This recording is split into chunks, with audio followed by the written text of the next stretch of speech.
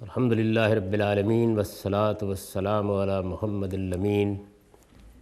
اعوذ باللہ من الشیطان الرجیم، بسم اللہ الرحمن الرحیم۔ خواتین و حضرات، یہ سورہ بقرہ کی آیت 229 ہے جس سے ہم درس کی ابتدا کر رہے ہیں۔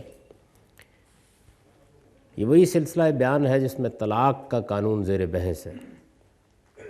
میں یہ بات اس کی ابتدا میں عرض کر چکا ہوں کہ اسلام میں جو طریقہ اللہ تعالیٰ نے تجویز فرمایا ہے وہ یہ ہے کہ مرد و عورت مستقل رفاقت کا عہد کر کے زندگی بسر کریں۔ ہمارے ہاں چونکہ اس چیز کی کوئی گنجائش نہیں ہے کہ دوستانہ روابط کی بنیاد پر یا آزادانہ جنسی تعلق کی بنیاد پر معاشرت کو استوار کیا جائے، میاں اور بیوی کے رشتے کی بنیاد پر اسلام میں، اسلامی قانون میں، اللہ کی شریعت میں معاشرت کی بنا قائم کی گئی ہے۔ اس لیے اس کے قوانین بھی بڑی تفصیل کے ساتھ قرآن مجید میں بیان ہوئے ہیں۔ تو جس طرح نکاح کے لیے کچھ آداب ہیں، کچھ قوانین ہیں، کچھ حقوق ہیں، کچھ فرائض ہیں جن کو متعین کیا جاتا ہے اور پھر اس کے بعد ہی نکاح منعقد ہوتا ہے، اور اس میں اس چیز کو اصول کے طور پر لوگوں کے ذہنوں میں راسخ کیا جاتا ہے کہ یہ کوئی دوستی کا معاہدہ نہیں ہے بلکہ حقوق و فرائض کی ایک دستاویز ہے۔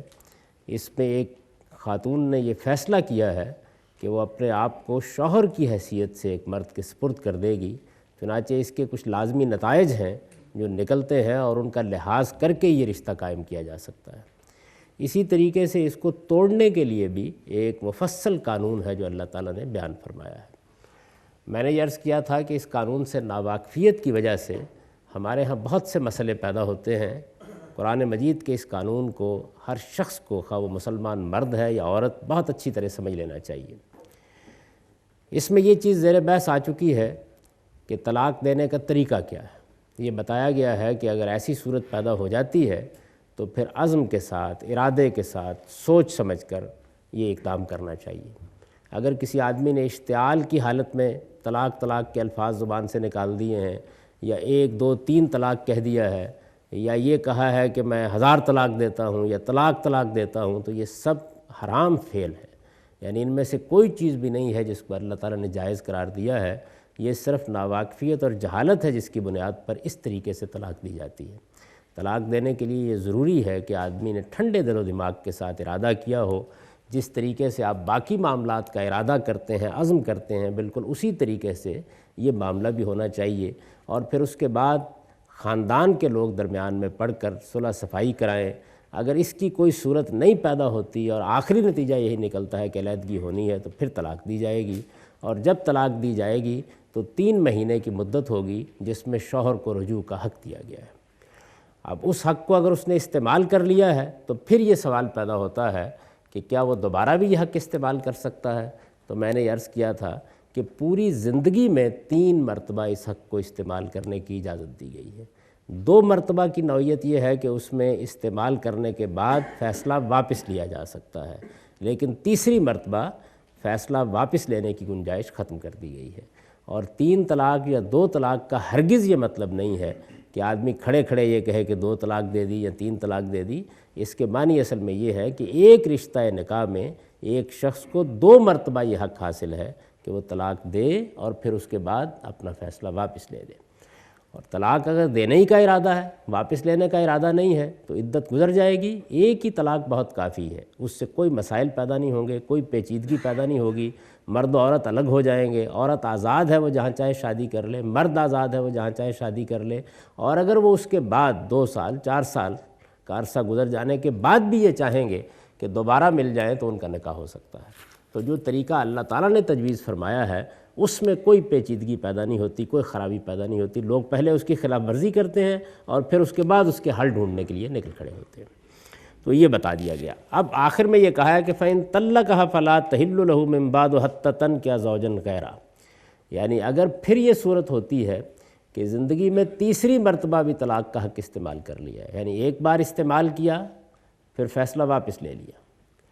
پھر دوسری مرتبہ کبھی 2 سال 4 سال بعد جھگڑے کی صورت پیدا ہوئی، پھر استعمال کیا، پھر واپس لے لیا، تو اب اگر تیسری مرتبہ یہ حق استعمال کیا ہے تو یہ عورت اب ہمیشہ کے لیے جدا ہو جائے گی۔ اب دوبارہ ملنے کی اللہ تعالیٰ نے ایک ہی شکل باقی رکھی ہے، اور وہ یہ کہ اس کا آزادانہ مرضی سے کسی اور جگہ نکاح ہو، پھر وہاں سے بھی اس کو طلاق ہو جائے، اور جس طرح طلاق ہوتی ہے اس طریقے سے طلاق ہو جائے، تو یہ دونوں دوبارہ نکاح کر سکتے ہیں۔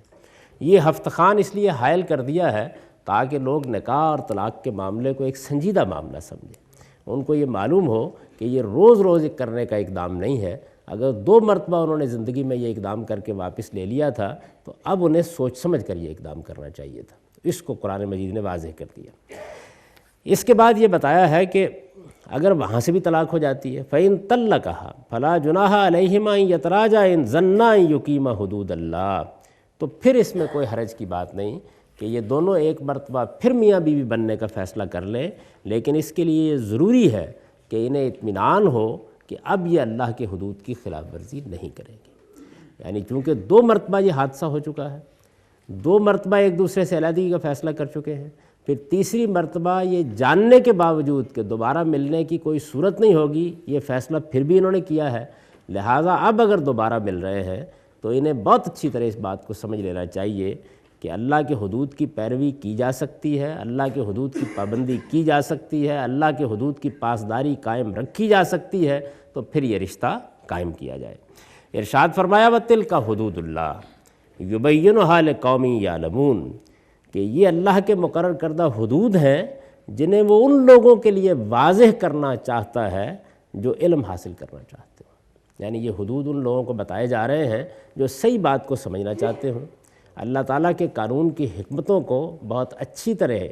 سمجھ کر ان کے مطابق اپنی زندگی بسر کرنا چاہتے ہوں، وہی ان سے فائدہ اٹھائیں گے، اور یہ حدود اللہ انہی کے لیے واضح کر رہا ہے۔ اب ظاہر ہے کہ یہاں اگر آپ غور کریں تو 3 شرطیں دوبارہ رجوع کے لیے بیان ہو گئی ہیں۔ ایک یہ کہ عورت کسی دوسرے شخص کے ساتھ نکاح کرتی ہے، دوسری یہ کہ اس سے پھر نباہ نہیں ہوا اور جس طرح طلاق ہوتی ہے اس طرح وہ اس کو طلاق دے دیتا ہے، اور تیسری یہ کہ اگر وہ دوبارہ اس بات پر مطمئن ہیں کہ اب ہم حدود الہی کی پابندی کریں گے اور صحیح طریقے سے نباہ کریں گے، تب انہیں یہ نکاح کرنا چاہیے۔ ان میں سے تیسری شرط تو بالکل واضح ہے، ظاہر ہے کہ اگر یہ ارادہ نہیں ہے، اللہ تعالیٰ کی حدود کی پاسداری نہیں کرنی، پھر اسی نوعیت کے معاملات پیدا کرنے ہیں، تو اللہ تعالیٰ کا منشا یہ معلوم ہوتا ہے کہ پھر انہیں یہ اقدام نہیں کرنا چاہیے۔ یعنی اس کو تماشا نہیں بنا لینا چاہیے، یہ گھریلو زندگی کوئی کھیل کی چیز نہیں ہے، اگر سنجیدگی سے یہ معاملہ کرنا ہے تو ہونا چاہیے، کیونکہ اس تعلق کے کچھ نتائج نکلنے ہیں، بچوں کی پیدائش ہونی ہے، ان کی پرورش اور پرداخت کے مسائل پیدا ہونے ہیں، ایک گھر بننا ہے، اس سے خاندان وجود میں آنا ہے، تو یہ کوئی کھیل تماشے کی چیز نہیں ہے، بلکہ بڑا ایک سنجیدہ معاملہ ہے، اتنا سنجیدہ معاملہ ہے کہ اس کے اوپر پورے انسانی تمدن کا انحصار ہے۔ جس طرح کہ میں نے آپ لوگوں کو توجہ دلائی کہ موجودہ زمانے میں اس سنجیدہ معاملے سے متعلق اب جو نقطہ نظر پیدا ہو رہا ہے وہ ایک خطرناک نقطہ نظر ہے، یعنی میاں اور بیوی کے تعلق کی بجائے اب در حقیقت دوستی اور محبت کے تعلق کو اصل بنیاد قرار دیا جا رہا ہے، جبکہ اس ادارے کا قیام محض دوستی اور محض محبت کی بنیاد پر نہیں ہو سکتا۔ یہ حقوق و فرائض کے ساتھ ہوگا، ذمہ داریوں کے احساس کے ساتھ ہوگا، اور اس میں ایک خاتون شوہری کی حیثیت سے مرد کو قبول کرے گی تبھی یہ ادارہ وجود میں آئے گا، اس کے اور وجود میں آنے کی کوئی صورت نہیں ہے۔ یعنی معاملہ یہ نہیں ہے کہ اللہ تعالیٰ نے کوئی بات انسان پر ٹھونس دی ہے، بلکہ صورتحال یہ ہے کہ اس ادارے کو اگر وجود میں لانا مقصود ہے تو اس کے علاوہ کوئی اور دوسرا طریقہ اب تک انسان ایجاد نہیں کر سکا۔ جتنے دوسرے طریقے بھی آزمائے گئے ہیں وہ سب کے سب ناکام ثابت ہوئے ہیں، اور ان کے نتیجے میں نہ صرف یہ کہ عورت کو عزت نہیں ملی بلکہ اولاد کے لیے بھی مسائل پیدا ہوئے ہیں، معاشرے کے لیے بھی پیدا ہوئے ہیں، اور تمدن کے لیے بھی پیدا ہوئے ہیں۔ تو اس لیے اللہ تعالیٰ نے خاص طور پر اس پہ زور دیا ہے کہ اللہ کے حدود کو سمجھ کر، اس رشتے کو ایک سنجیدہ رشتہ سمجھ کر یہ اقدام کرنا چاہیے۔ اس کو جوڑنے کا معاملہ ہو تب بھی پوری سنجیدگی کے ساتھ، اور اس کو توڑنے کا معاملہ ہو تب بھی پوری سنجیدگی کے ساتھ۔ یہ ایسی چیز نہیں ہے کہ آپ نے کھڑے کھڑے کوئی معاملہ کیا اور اس کے بعد یہ خیال کیا کہ پھر اس کو جب چاہیں گے جوڑ لیں گے۔ اس کا توڑنا اور جوڑنا در حقیقت دونوں ہی بڑے سنجیدہ غور و فکر کا تقاضا کرتے ہیں اور سنجیدہ اقدام کا تقاضا کرتے ہیں۔ تو ارشاد فرمایا کہ جو لوگ سچا علم حاصل کرنا چاہتے ہیں اللہ ان کے لیے اپنے ان حدود کی وضاحت کرتا ہے، اور وہی اس سے صحیح فائدہ اٹھائیں گے۔ اس میں یہ جو بات کہی گئی ہے کہ اللہ کے حدود پر قائم رہ سکیں، یہ میں نے عرض کر دیا کہ اس کو سمجھنے میں تو کوئی دقت نہیں ہوتی، لیکن عام طور پر لوگوں نے پہلی دونوں شرطوں کو ایک کھیل بنا لیا ہوا ہے۔ وہ یہ خیال کرتے ہیں کہ اب ہم نے شریعت کی خلاف ورزی کر دی ہے، اس طریقے سے 3 طلاق دے دی ہیں، اب اس کے بعد کوئی حلالے کا طریقہ اختیار کر کے کسی نہ کسی طرح سے راستہ نکال لیا جائے۔ تو یہ سمجھ لینا چاہیے کہ اسلام میں جس طرح متع حرام ہے بالکل اسی طرح حلال حرام، یعنی یہ دونوں چیزیں اسلام میں ناجائز قرار دی گئی ہیں۔ نبی صلی اللہ علیہ وسلم نے اس کے لیے بڑے سخت الفاظ استعمال کیے ہیں۔ آپ نے فرمایا ہے کہ لعن اللہ المحلل والمحلل لہ، جو آدمی حلالہ کرتا ہے یا حلالہ کراتا ہے ان دونوں پر خدا کی لعنت ہے، اور کرنے والے کے بارے میں یہ فرمایا ہے کہ وہ طے سے مستعار ہے، گویا کرائے کا سانڈ ہے۔ اس سے زیادہ سخت الفاظ نہیں ہو سکتے جو استعمال کیے جا سکتے ہوں۔ اس طرح گویا نبی صلی اللہ علیہ وسلم نے لوگوں کو توجہ دلائی ہے کہ یہ معاملہ کوئی کھیل تماشے کا معاملہ نہیں ہے، سنجیدہ طریقے سے نکاح ہوا ہے جیسے نکاح ہوا کرتا ہے، اور سنجیدہ طریقے سے طلاق ہوئی ہے جس طرح کی طلاق ہوا کرتی ہے، اس کے بعد ہی یہ رشتہ دوبارہ جوڑا جا سکتا ہے۔ اصل بات یہ ہے جو اللہ تعالیٰ نے فرمائی ہے۔ اب ایک روایت میں ایک واقعہ اس نوعیت کا آ گیا ہے کہ جس کی صحیح صورتحال کو سمجھے بغیر بعض لوگوں نے یہ شرائط عائد کرنا شروع کر دی ہیں کہ اگر اس طرح کا کوئی نکاح ہوا ہے تو اس میں میاں بیوی کا تعلق قائم ہوا ہے یا نہیں قائم ہوا۔ قرآن مجید کو آپ پڑھ لیجئے، اس میں یہ مسئلہ زیر بحث ہی نہیں ہے۔ وہ جس بات پہ زور دے رہا ہے وہ یہ بات ہے کہ جو کچھ ہونا ہے سنجیدہ طریقے سے ہونا چاہیے۔ نکاح ہونا ہے اسی طرح سے جس طرح نکاح ہوا کرتا ہے، طلاق ہونی ہے اسی طریقے سے جس طرح کی طلاق ہوا کرتی ہے۔ اگر یہ معاملہ ہو گیا ہے تو پھر اللہ تعالیٰ کے قانون کے تقاضے پورے ہو گئے ہیں، اس کے بعد یہ دونوں اکٹھے ہو سکتے ہیں۔ لیکن اگر ایسا نہیں ہوا تو پھر کوئی صورت نہیں ہے ان کو اکٹھا کرنے کی۔ اس بات کو واضح کر دینے کے بعد اب اللہ تعالیٰ نے کچھ ضروری ہدایات بعد کے معاملات سے متعلق دی ہیں۔ ارشاد فرمایا کہ وَإِذَا طَلَّقْتُمُ النِّسَاءَ فَبَلَغْنَ أَجَلَهُنَّ فَأَمْسِكُوهُنَّ بِمَعْرُوفٍ وَسَرِّحُوهُنَّ بِمَعْرُوفٍ وَلَا تُمْسِكُوهُنَّ ضِرَارًا لِتَعْتَدُوا وَمَنْ يَفْعَلْ ذَلِكَ فَقَدْ ظَلَمَ نَفْسَهُ وَلَا تَتَّخِذُوا آيَاتِ اللَّهِ هُزُوًا وَاذْكُرُوا نِعْمَةَ اللَّهِ عَلَيْكُمْ وَمَا أَنزَلَ عَلَيْكُمْ مِنَ الْكِتَابِ وَالْحِكْمَةِ يَعِظُكُمْ بِهِ وَاتَّقُوا اللَّهَ وَاعْلَمُوا أَنَّ اللَّهَ بِكُلِّ شَيْءٍ عَلِيمٌ، کہ جب تم عورتوں کو طلاق دے دو، یعنی ایک صورت تو یہ تھی کہ طلاق دی اور اس کے بعد آپ نے واپس لے لیا فیصلہ، لیکن آپ نے طلاق دی ہے اور اب معاملہ خاتمے کو پہنچ رہا ہے، تو ارشاد فرمایا کہ اگر یہ صورتحال ہے تو اب روکنا ہے تو سوچ سمجھ کر روکو، اس لیے کہ بھلے طریقے سے روکنے ہی میں خیر ہے۔ اگر روکنے کا فیصلہ محض اس لیے کیا ہے کہ تم تنگ کرو گے، زیادتی کرو گے، ظلم کرو گے، تو اب سن لو کہ معاملہ کس کے ساتھ پڑنے والا ہے۔ یہ بات اس سے پہلے اجمال میں بیان کی تھی، پھر اس کو آگے کی کچھ ہدایات کے لیے مزید کھول کر بیان کیا ہے۔ تو فرمایا کہ جب تم عورتوں کو طلاق دو اور اپنی مدت کو پہنچ جائیں تو فَأَمْسِكُوهُنَّ بِمَعْرُوفٍ، ان کو روکنا ہے تو بھلے طریقے سے روکو، او سَرِّحُوهُنَّ بِمَعْرُوفٍ، اور یا نہایت بھلے طریقے سے ان کو رخصت کر دو، وَلَا تُمْسِكُوهُنَّ ضِرَارًا، اور نقصان پہنچانے کے ارادے سے ان کو ہرگز روکنے کی جسارت نہ کرو، یعنی صلح پیش نظر ہونی چاہیے، اصلاح پیش نظر ہونی چاہیے، گھر بنانا پیش نظر ہونا چاہیے، معاف کر دینا پیش نظر ہونا چاہیے۔ اگر کوئی غلطی طرفین سے ہوئی ہے تو اس کو صاف کر کے وہ دوبارہ یہ ارادہ کریں، دوبارہ یہ فیصلہ کریں۔ اس طرح کا معاملہ نہیں ہونا چاہیے کہ میں اب روکتا ہوں، اس کے بعد کچھ تنگ کروں گا، کچھ چیزیں مانوں گا، کچھ منواؤں گا، اور پھر اس کے بعد اسی طرح کا فیصلہ سنا دوں گا۔ تو ارشاد فرمایا کہ انہیں نقصان پہنچانے کے ارادے سے ہرگز نہ روکو، لِتَعْتَدُوا، اس نیت کے ساتھ کہ میں کوئی انتقام لینا چاہتا ہوں، میں کوئی تنگ کرنے کے بہانے تلاش کرنا چاہتا ہوں۔ فرمایا اس نقطہ نظر سے، اس نیت سے، اس ارادے سے روکنے کی جسارت نہ کرو۔ وَمَنْ يَفْعَلْ ذَلِكَ فَقَدْ ظَلَمَ نَفْسَهُ، اور یہ بات جان لو کہ جو ایسا کرے گا وہ اپنی ہی جان پر ظلم ڈھائے گا۔ قرآن مجید میں یہ جو اپنی ہی جان پر ظلم ڈھائے گا کے الفاظ آتے ہیں، یہ اصل میں بڑی تہدید اور بڑی تنبیہ کے موقع پر آتے ہیں۔ اس کا مطلب یہ ہے کہ اس کے نتائج دنیا میں بھی بھگتنے پڑیں گے اور آخرت میں بھی اس کے نتائج بھگتنے پڑیں گے۔ یہ پھر ایک بڑا گناہ بن جائے گا اور اس گناہ کی پاداش سے آدمی کو لازماً گزرنا پڑے گا۔ وَلَا تَتَّخِذُوا آیَاتِ اللَّهِ هُزُوًا، یہ بھی بتا دیا کہ جو آدمی یہ حرکت کرتا ہے، اللہ کے قانون سے اس طرح کا فائدہ اٹھانے کی کوشش کرتا ہے، وہ اصل میں اللہ کی آیتوں کا مذاق اڑاتا ہے۔ تو ارشاد فرمایا کہ اللہ کی آیتوں کا مذاق اڑانے کی جسارت نہ کرو۔ اس سے جرم کی سنگینی واضح کی ہے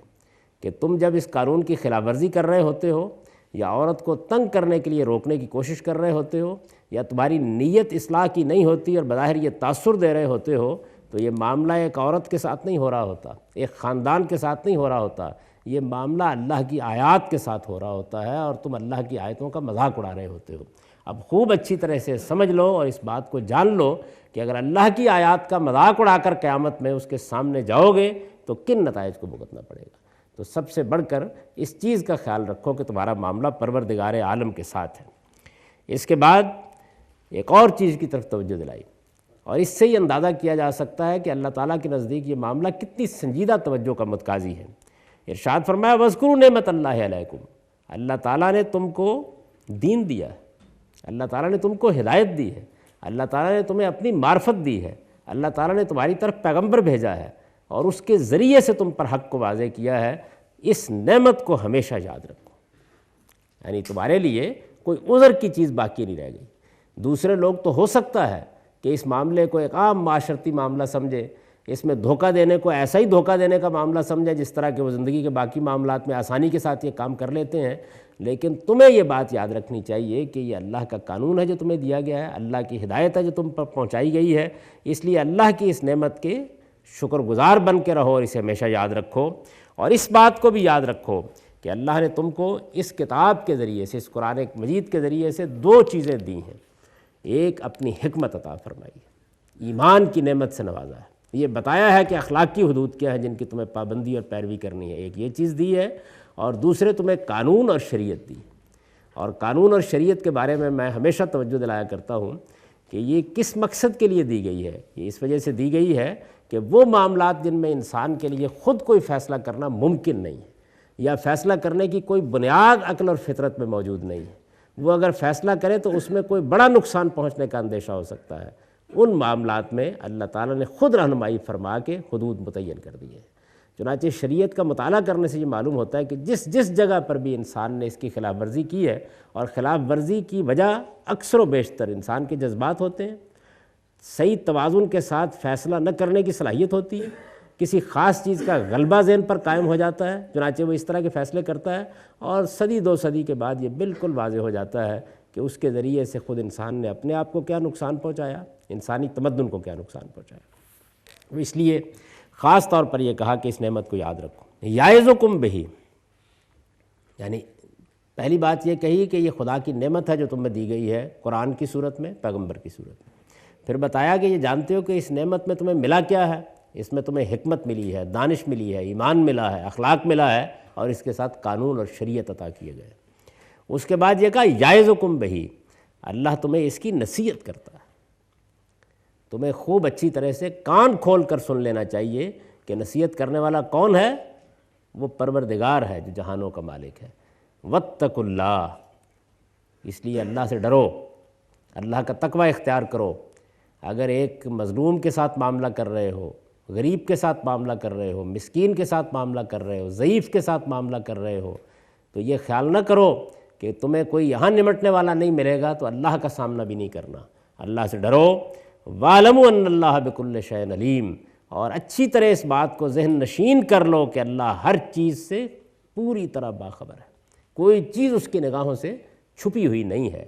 تم جو کرو گے وہ سب تمہارے سامنے آ جائے گا۔ آج تم خلوت میں، جلوت میں دھوکہ دے کر، فریب دے کر کوئی معاملہ کر سکتے ہو، لیکن کل کو تمہیں بہر اللہ تعالیٰ سے نمٹنا ہوگا۔ انسان کو بعض اوقات اس چیز کا احساس نہیں ہوتا کہ وہ کوئی معاملہ کر رہا ہے تو اس کے دنیا اور آخرت میں اس کے لیے نتائج کیا نکلیں گے۔ یہ طلاق اور نکاح کا معاملہ چونکہ ایک ایسا معاملہ ہے کہ جس کے نتائج انتہائی دور رس ہوتے ہیں، اس وجہ سے خاص طور پر توجہ دلائی۔ میں آپ سے عرض کروں کہ اس سے پہلے بھی میں نے یہ عرض کیا تھا کہ ہمارے ہاں نہ صرف یہ کہ قانون کو غلط طریقے سے بتایا جاتا ہے، بلکہ جو یہ وکیل پیشہ لوگ ہیں یہ بعض اوقات آئلی معاملات میں بھی ایسے مشورے دے دیتے ہیں اپنے مخصوص پس منظر کی وجہ سے کہ جو پورے گھر کو برباد کر دیتے ہیں۔ ایک نہایت سمجھدار، نہایت فہیم اور سوسائٹی میں بڑی حیثیت رکھنے والے شخص نے خود مجھے یہ بتایا کہ جب انہوں نے طلاق دی بیوی کو تو ایک گھر کا کوئی معمولی سا معاملہ تھا جس میں کچھ روپے بیوی کے لگے ہوئے تھے، لیکن اس معاملے کو پیش اس طریقے سے عدالت میں کرایا گیا تاکہ مقدمہ ثابت نہ ہو سکے، کہ جس کے نتیجے میں مکان تو بچ گیا، لیکن وہ بچے کہ جن کو اصل حقیقت معلوم تھی وہ آج باپ کی صورت دیکھنے کے لیے تیار نہیں ہے۔ اور میں آپ سے یہ عرض کروں کہ اس کے بعد وہ باپ ترستا ہے کہ اب میں 10 اس طرح کے مکان بھی نثار کر دوں تو میرے بچوں کا التفات کہیں مجھے دوبارہ حاصل ہو جائے۔ تو آدمی کو بعض اوقات یہ اندازہ نہیں ہوتا کہ وہ کیا کرنے جا رہا ہے اور اللہ کے حدود کی خلاف ورزی کے نتائج کیا نکلیں گے۔ اس لیے خاص طور پر یہ بات کہی کہ یعظکم بہ، اللہ تمہیں نصیحت کرتا ہے اور یہ کہتا ہے کہ واتقوا اللہ، اللہ سے ڈرتے رہو، وَاعْلَمُوا أَنَّ اللَّهَ بِكُلِّ شَيْءٍ عَلِيمٌ، اور اس بات کو جان لو کہ اللہ ہر چیز سے باخبر ہے، اللہ ہر چیز سے واقف ہے، کوئی چیز اس کی نگاہوں سے چھپی ہوئی نہیں ہے، جو کچھ تم کرو گے وہ تمہارے سامنے آ جائے گا۔ ظاہر ہے کہ جب یہ احساس انسان کے ذہن میں ہو تو پھر اس کے بعد نہ وہ دھوکے دیتا ہے، نہ فریب دیتا ہے، نہ اس نوعیت کی چال بازیاں کرتا ہے، پھر اس کے پیش نظر یہ ہوتا ہے کہ وہ جو کچھ کرے وہ اللہ کو حاضر ناظر جان کر کرے اور اس احساس کے ساتھ کرے کہ مجھے ایک دن اپنے پروردگار کے حضور میں جا کر اس کو وہ دکھانا ہے۔ وَإِذَا طَلَّقْتُمُ النِّسَاءَ فَبَلَغْنَ أَجَلَهُنَّ فَلَا تَعْضُلُوهُنَّ أَن يَنكِحْنَ أَزْوَاجَهُنَّ۔ اب ایک اور معاملے کو لیا، ظاہر ہے کہ جاہلیت کی کوئی ایک ایک صورت دنیا میں موجود نہیں رہی، طلاق دے دیتے تھے اور طلاق دے دینے کے بعد عدت پوری ہو گئی، اب ظاہر ہے کہ اللہ کے قانون کے مطابق عورت کو حق ہے جہاں چاہے شادی کر لے، خود طلاق دے دی ہے لیکن اب آگے شادی نہیں ہونے دینا چاہتے، اس میں اڑنگے ڈال رہے ہیں، اس میں عورت کی پوزیشن کو خراب کر رہے ہیں یا اس کے بارے میں اپنے انتقامی جذبات کی تسکین کر رہے ہیں، تو اس پر بھی اللہ تعالیٰ نے تنبیہ کیا آخر میں کہ جب تم عورتوں کو طلاق دو اور وہ اپنی مدت کو پہنچ جائیں تو اب اس میں ہرگز کوئی رکاوٹ نہ پیدا کرو کہ وہ اپنے ہونے والے شوہروں سے نکاح کر لیں، یعنی اگر وہ نکاح کرنا چاہتی ہیں، کسی اور جگہ جانا چاہتی ہیں تو اس کو عزت کا مسئلہ، اس کو ناک کا مسئلہ بنا لینا یہ جاہلیت ہے۔ اللہ تعالیٰ نے اس سے سختی کے ساتھ روکا۔ اذا تراضوا بینہم بالمعروف، جب وہ معاملہ بھی آپس میں دستور کے مطابق کریں، یعنی اگر تو قانون کی کوئی خلاف ورزی کی جا رہی ہے، سوسائٹی کی کوئی اچھی روایت توڑی جا رہی ہے یا کوئی ایسا کام کیا جا رہا ہے تو تم کو کوئی رائے دینے یا مشورہ دینے کا حق حاصل ہے، لیکن اگر ایسا کوئی معاملہ نہیں ہے، قاعدے ضابطے کے مطابق ایک معاملہ ہو رہا ہے جس طرح کی دنیا میں ہوا کرتے ہیں، تو پھر تمہیں کوئی حق نہیں ہے کہ اس میں رکاوٹ ڈالو۔ وَإِذَا طَلَّقْتُمُ النِّسَاءَ فَبَلَغْنَ أَجَلَهُنَّ فَلَا تَعْضُلُوهُنَّ أَن يَنكِحْنَ أَزْوَاجَهُنَّ، اور جب تم عورتوں کو طلاق دو اور اپنی عدت کو پہنچ جائیں تو اب اس میں مانے نہ ہو، اس میں رکاوٹ نہ ڈالو کہ وہ اپنے ہونے والے شوہروں سے نکاح کر لیں جب وہ معاملہ بھی آپس میں دستور کے مطابق طے کرے۔ فرمایا ذَلِكَ يُوعَظُ بِهِ مَن كَانَ مِنكُمْ يُؤْمِنُ بِاللَّهِ وَالْيَوْمِ الْآخِرِ۔ بار بار اللہ تعالیٰ نے توجہ دلائی ہے، اس لیے کہ اس میں انسان کے چونکہ جذبات دخل انداز ہو جاتے ہیں تو بالعموم وہ بڑی بڑی خلاف ورزیاں کرتا ہے۔ تو ارشاد فرمایا یہ نصیحت تم میں سے ان لوگوں کو کی جاتی ہے جو اللہ پر اور قیامت کے دن پر ایمان رکھتے ہیں۔ یعنی یہ نصیحت کن کو کی جا رہی ہے؟ گویا یہ بتایا گیا ہے کہ اگر اس نصیحت کی خلاف ورزی کرو گے تو اس کے معنی یہ ہے کہ نہ اللہ پر سچا ایمان ہے نہ قیامت کے دن پر سچا ایمان ہے۔ اگر اللہ پر اور قیامت کے دن پر سچا ایمان رکھتے ہو تو پھر اس کے بعد یہ نصیحت قبول کرو، اس لیے کہ یہ اللہ کی نصیحت ہے، تمہارے پروردگار کی نصیحت ہے۔ ذالکم ازکی لکم، فرمایا یہ بات بھی اچھی طرح سمجھ لو کہ یہ طریقہ جو اللہ نے بتایا ہے، یہ حدود جو اللہ نے بیان کیے ہیں، یہ قانون جو اللہ نے نازل کیا ہے، یہی تمہارے لیے زیادہ شائستہ اور زیادہ پاکیزہ طریقہ ہے، اس سے بہتر کوئی اور طریقہ نہیں ہو سکتا۔ واللہ یعلم وانتم لا تعلمون، ہو سکتا ہے کہ تم سقراط بقراط بن کر اپنا کوئی فلسفہ بیان کرنا شروع کر دو، لیکن یہ بات یاد رکھو کہ جس نے فطرت کو بنایا ہے، جس نے انسانوں کو پیدا کیا ہے، وہ جو کچھ جانتا ہے وہ تم نہیں جانتے۔ واللہ یعلم وانتم لا تعلمون۔ اس میں بھی خاص طور پر اس جانب توجہ دلائی ہے کہ یہ معاشرت کے قوانین ایسی چیز ہوتے ہیں کہ جس میں کسی کو کچھ لینا ہوتا ہے، کسی کو کچھ دینا ہوتا ہے،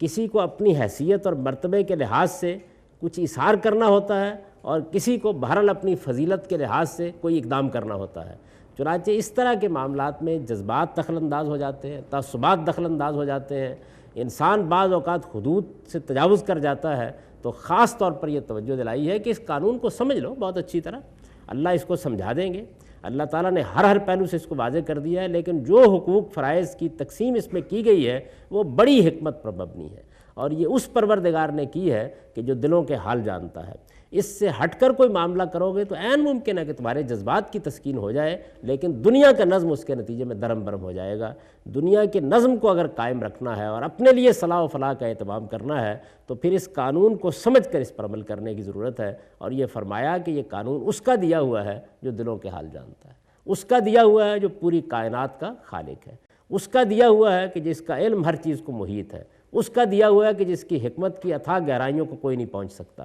اس کا دیا ہوا ہے کہ جس نے ساری معنویت تخلیق کی ہے۔ اس وجہ سے اس سے انحراف کی جسارت نہ